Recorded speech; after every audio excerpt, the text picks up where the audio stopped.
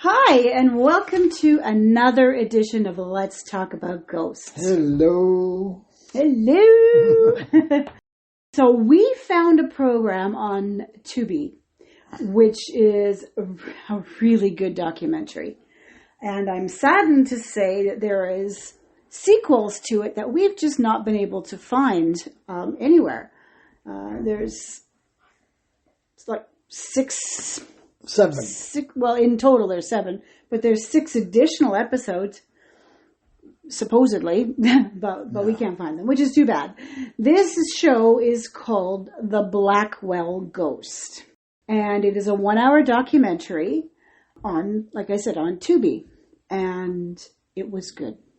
Yes. So, to kind of give you the intro for people who have never seen it or don't know anything about it, this is a filmmaker who normally makes zombie movies. His name is Turner Clay.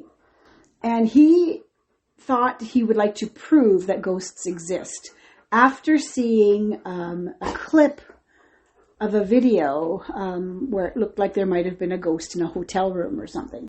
So he sees this and he just thinks that it's probably crap. Yeah. But let's go see if we can't prove ghosts exist or don't exist. So Turner in the beginning is quite the skeptic. He's going to try to prove that ghosts either exist or they don't exist. So this whole program basically for me is watching him be this diehard skeptic turn into a believer and all that happens. So in the beginning, he sees this video and he contacts the guy and basically he's trying to get the guy to admit that it's a fake video. And the guy is, no, it's real. What you saw really happened. I don't have the tech capability to fake it. Yeah. So he sets up a meeting with this guy because he's decided he's going to take a break from zombie movies and create a documentary. Yeah. Well, the guy doesn't show. And he doesn't even return his calls. And it turns out that he has just gotten a new job as a security officer. Doesn't want to jeopardize the job, so he doesn't want to do anything. But I mean, he's ghosting him, for lack of a better term. He's ghosting him. When truly the nice thing to do would be to tell somebody. Well, that would be the good thing to do. The adult thing to do would say, hey, guy, I'm really sorry. I can't be participating in your documentary because of this, and so on and so forth. But she doesn't do so. That's unfortunate. So Turner gets very, disappointed, Yeah. and at this point he doesn't know what to do with the documentary, so he just turns the camera off and puts it away in the basement for a couple of years. And then something happens to trigger his memory. He goes and he finds it. Now this is 2 years later. He goes and finds this thing. He saw some more stuff posted on the internet, and it really rejuvenates him, and he's ready to go. So he sees one of the things that caught his attention was a video from a fellow named Greg, and Greg lives in Pennsylvania, and he had this video from his security camera of one of the lights in his living room that gets turned on and then turned off in the middle of the night. No one around. And so this is interesting. Yeah, you think that's all. Yeah. And then all of a sudden he goes, no, wait. So he shows you a close-up of that same shot, but with a shadow going from right to left. Mm-hmm. Or left to right. Or whichever, yeah. You see an actual shadow in the doorway of the room. Yeah. But you don't see that from the big wide angle until you zoom in a little bit, and then you see it. Yeah. There's definitely a shadow, and there's definitely something moving, which is interesting. So he decides he's going to fly. He calls the guy who verifies all this. Anyway, they decide to fly up to Pennsylvania from his home in Lexington, Kentucky. Yeah. So, I mean, he's got his own little plane, and he's a pilot, and he fly. I mean, isn't that the coolest thing ever to be able to do? Yeah. Apparently, being a zombie director or whatever, producer is makes money. Yeah. Yeah. So anyway, he's going up there with his wife, Terry, because she helps with camera and all that kind of stuff. Anything I've forgotten so far? No. Okay. So Greg, the owner of the home, has lived in that house for at least 50 years. Both his parents passed away in the home. And so he tells them the whole story. One of the kind of creepy part is the father fell down the stairs, broke his neck, and that's how he died. So that's kind of concerning. He was a young guy. When he was young. Yeah. That's kind of concerning when you think this house is very likely or possibly haunted. And then his mom, only, he said, 8 years before the interview, so would have been 8 years ago. Yeah. His mom, who had the day before had been to her doctor, got a clean bill of health, the very next day had a heart attack and died. Now, that's not to say that can't happen. Yeah. I mean, I'm in the medical field. It happens.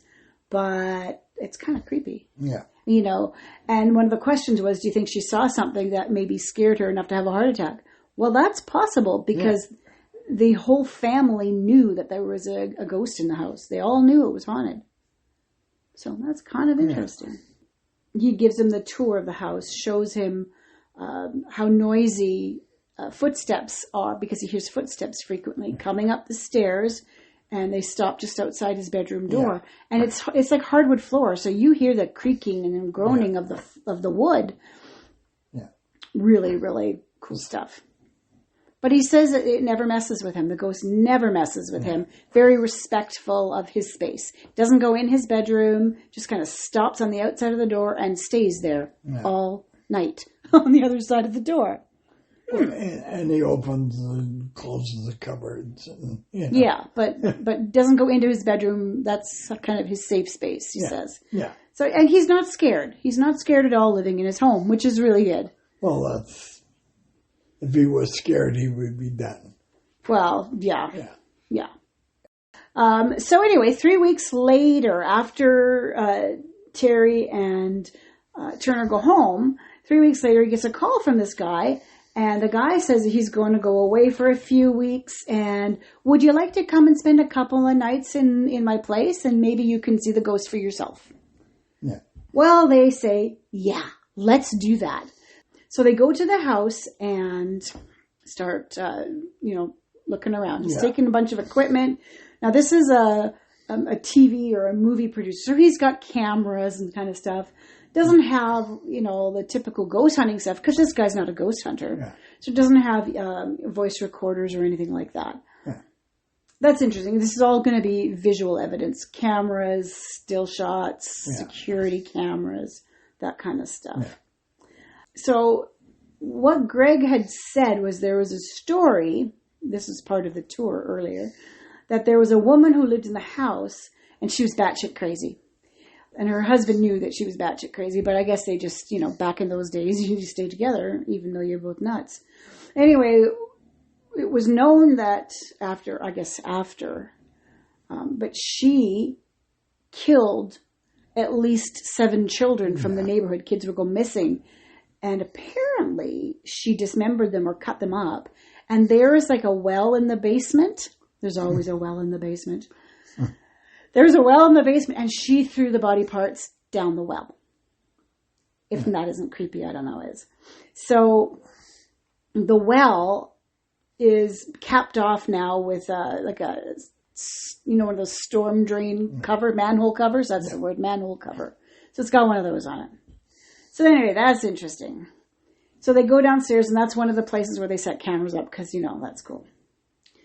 Now, all of Turner's experience with ghosts is what he's found on the internet, and he's repeated that several times. Well, I read this on the internet about how to do this, and I read that on the internet. Yeah. And I'm thinking, okay, that's true. That's what you can find. Yeah.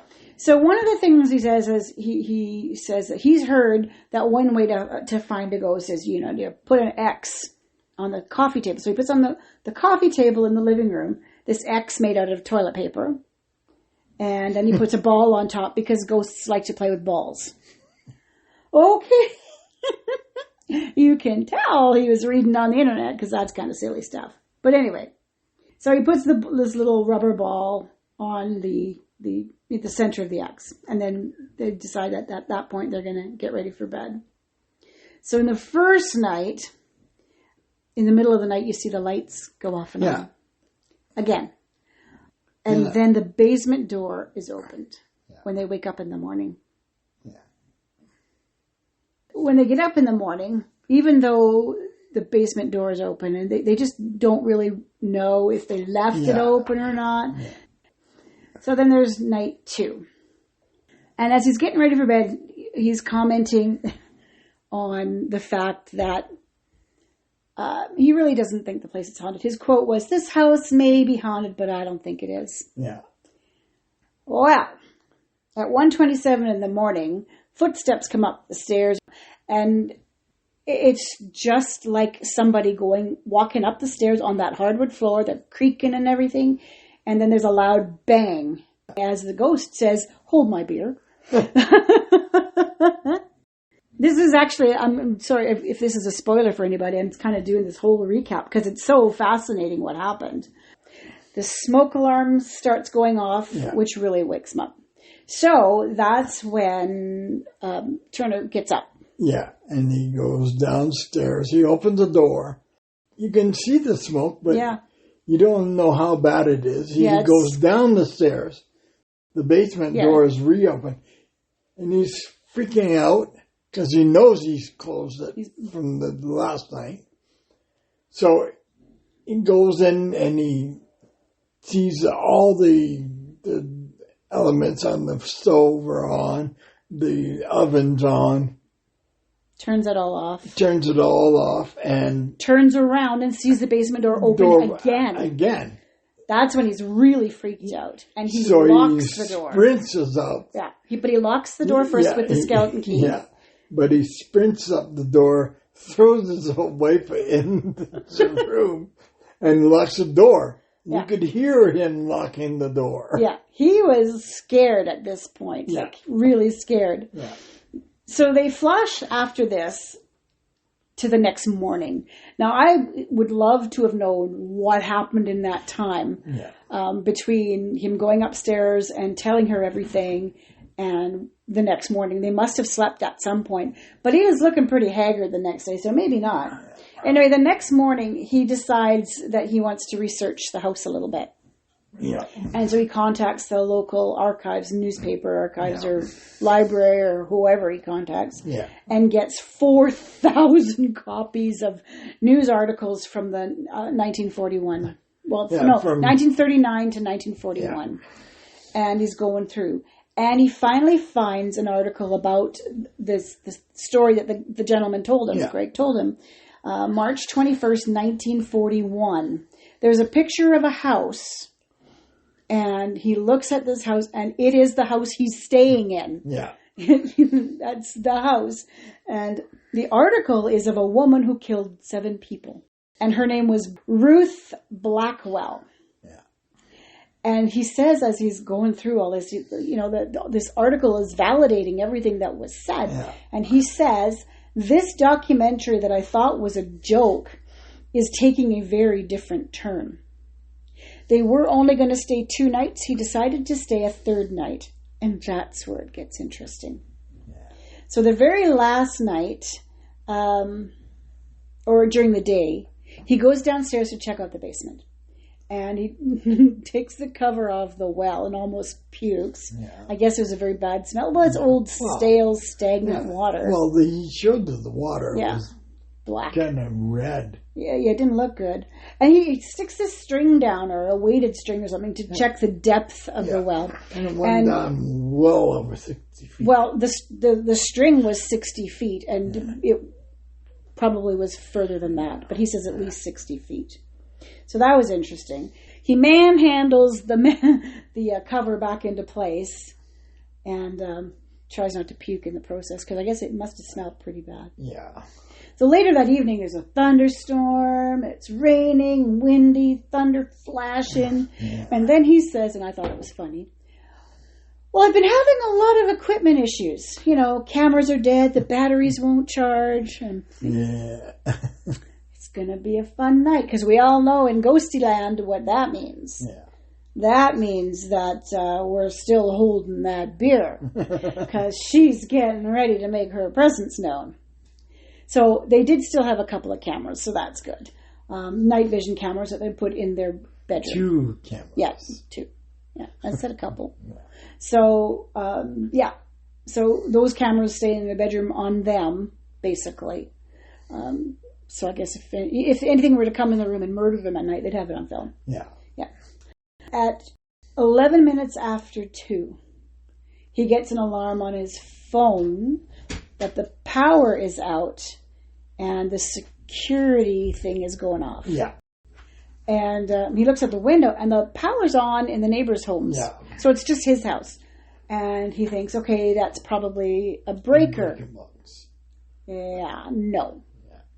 Anyway, he needs to go down in the basement, that scary basement, which is kind of dark and creepy with that manhole thing. But he needs to go down there and check the breaker box. Steps out of the bedroom and... all the water is running. The bathroom taps. Upstairs, the taps are running in the tub and the sink. So he turns those off. He thinks that's creepy. But then he goes downstairs. And the bathroom downstairs, same thing. The faucet's running on the sink and in the kitchen. Interesting. And then he says, okay, well, he's got to get downstairs. So he opens that basement door, which stayed closed, by the way. And he gets downstairs and the laundry tub faucet is on. Like the water is running everywhere in this house. It's creepy.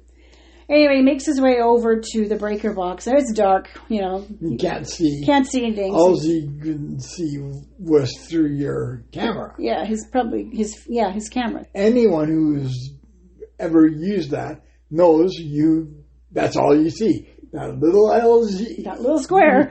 The square and whatever it's shining on. So he finds the breaker box and he flips it up. Still no power. Still no power. He calls up to Terry and still no power. And then as he's panning across the basement, his camera stops on that manhole cover. With the ball. And the ball has moved from the table to there. Now that's enough to freak anybody out. He goes running up the stairs screaming. Yeah. Probably. Oh yeah, screaming. I can't see. I don't think he even stopped to close that basement door. He just ran upstairs. Yeah. And as he got to the top of the stairs, the taps were on in the kitchen again. He left them on. He just went running upstairs. Yeah. He just gone. Yeah. Booked upstairs. And then they also showed the chandelier in the kitchen was rocking. Yeah. And then later, towards the end of the video, he's showing through the security camera, the chandelier still rocking. Like, it was rocking pretty good. So the very next day, he says, and this is his words, "It's like I just discovered that leprechauns exist, but if I tell anyone, they'd have me committed." Yeah. So at that point, he's looking really haggard. He's looking really haggard. And they're packing up to go. After they've, I guess, left, and he shows video footage of that moment when he found the ball in the basement. And he shows clearly that there is a female spirit down there. Because you can see the glow of the dress and everything in the corner as she's watching him run up the stairs after he's found the ball. It is the creepiest real life thing I've seen, and I wish I could find the sequels where he delves into it a bit more. But folks, if you want a really good paranormal it's a good investigation by someone who doesn't know how to investigate ghosts. Yeah. And the moral of the story here is, don't say, "I don't believe in ghosts. It's not haunted." Because she said, "Screw you, I'm going to show you." Yeah. And she did. Yeah. Because the fellow who lives there never had those problems. Because he knew and respected the fact that there was a ghost there. Yeah. At least that's my opinion. Well, yeah. But you can say that you don't believe in ghosts, but you don't repeat it over and over. And what did he say? He said, and I repeat, "This house may be haunted, but I don't think it is." Well, Mrs. Blackwell says otherwise. Yeah. That was just, wow. That's why I said, she says, hold my beer. I'll show you. Yeah. So I'm going to put a link to that in case you can't find it on Tubi. That's the only place I've seen it available so far. It is awesome. I highly recommend it. And if you find the sequels anywhere, would you please drop us a message? Let us know where you find them, because apparently there's up to 7 now. Yeah. And I just don't know where to find them. I see them advertised on IMDb, but I don't know where they are.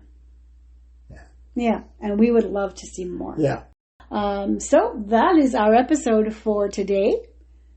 Again, if there's anything that you have found that you'd like us to review, by all means, drop us a message on either Twitter or in the comment section here. That would be great. We would be happy to see what you have to say. And that's it for this week. Happy hunting. Happy hunting. Bye now.